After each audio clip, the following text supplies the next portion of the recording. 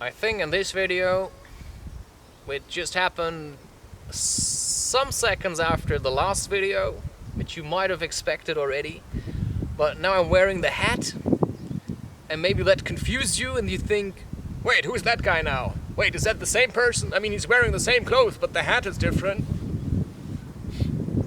And that's sometimes how I feel like, right? I mean, I don't often wear that hat, and actually it's quite special to me because it's made of, I think, lamb wool or sheep wool or something, and it's from South Africa. And in some places it's much easier to wear hats like this because you also see other people dressing more intuitively and more fancy and more like in an individual way. Individual! That is an echo. I don't know if you can hear that, but I can!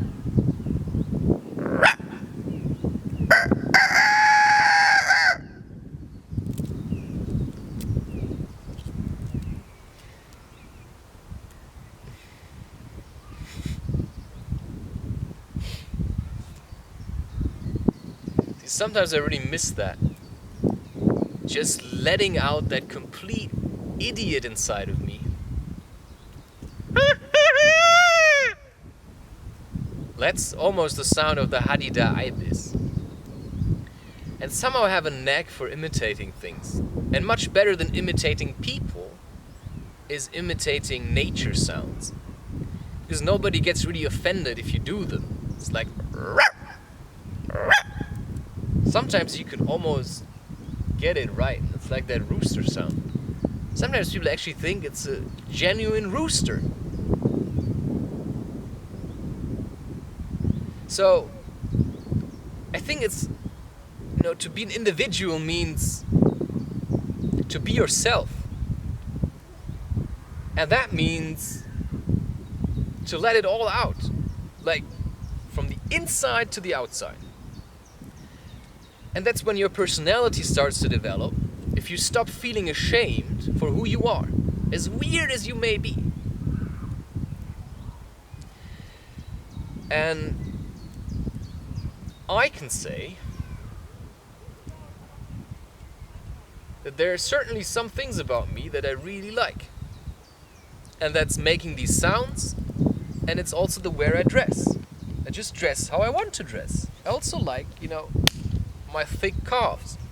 And I said that already before, but there are actually people who thought that was unattractive. Because they were projecting their own insecurities onto me. And if you allow these things to happen, so if you live, for example, in a city like I do, and everybody just dresses kind of the same boring way, right? They go to the same shops and they dress the same style. And they always look at what other people are wearing, and then they try to wear similar things because they don't want to stick out too much. Now you can stick out then, like a real hippie, or like whatever it is, and you can be the kind of weirdo. But you can also just discover your own style, and that's why I like this, because in a way I feel a bit manly wearing this. But sometimes I also just dress a bit more smart. And that's why also my headgear, I like to change that. And that's the thing, I actually like this hat. But I also stick out with it a bit, because it's somehow courageous to wear something like this.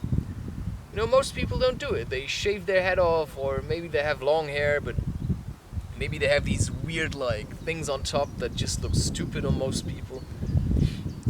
And then they wear caps or stuff like that. But to really wear something that actually nobody wears, it's quite rare. And then sometimes, this took me now several weeks to muster the courage to wear it in public. So it's also, no matter how far you are in your self-improvement or something, there's always new things to discover about yourself. Like, holy shit, how can it be that I'm actually insecure about wearing a hat like that?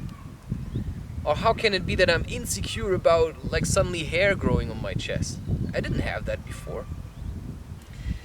And so it's just to do it anyway. Because if you don't do it, you just feel like shit all the time. Because you're actually betraying yourself. You can't even manage to stand up for yourself, let alone anybody else.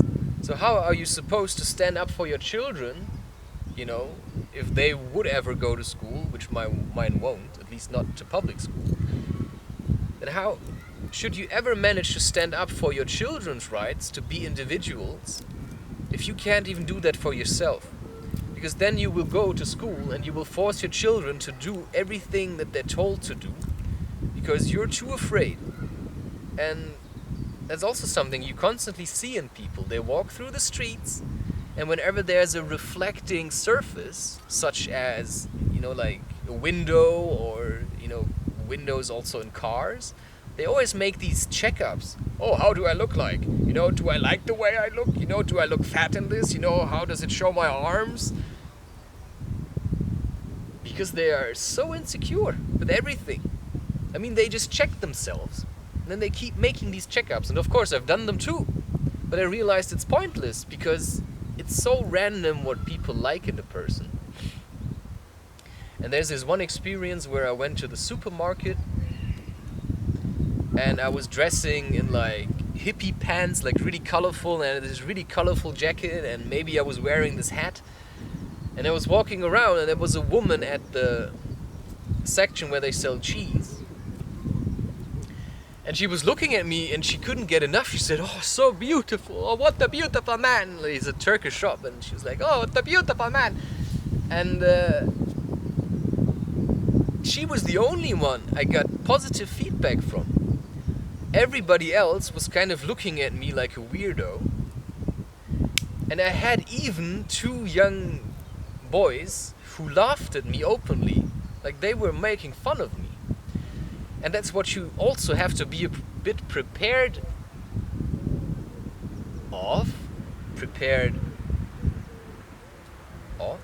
Yeah.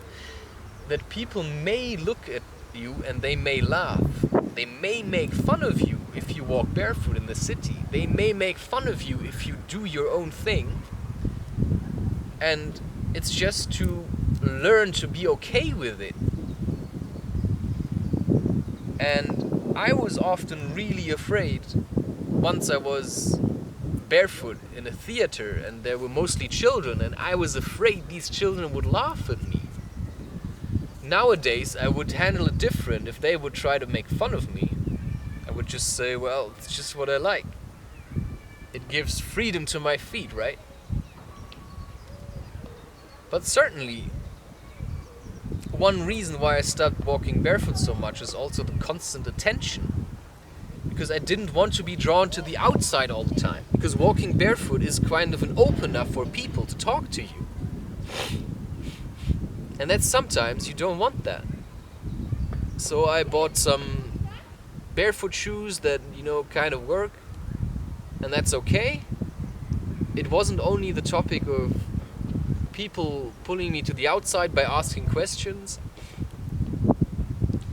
It was also about picking up energies, especially in cities. Holy shit, like. And of course you can say, oh, that doesn't make sense. But it does, in a lot of ways.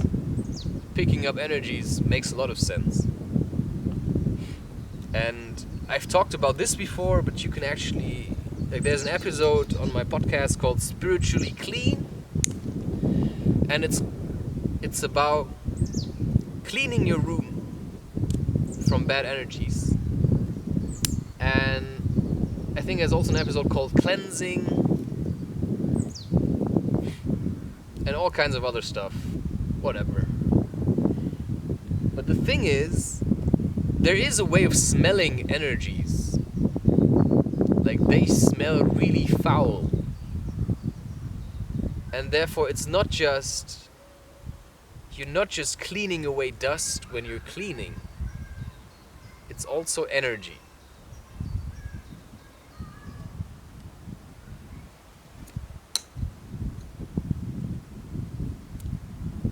Exactly.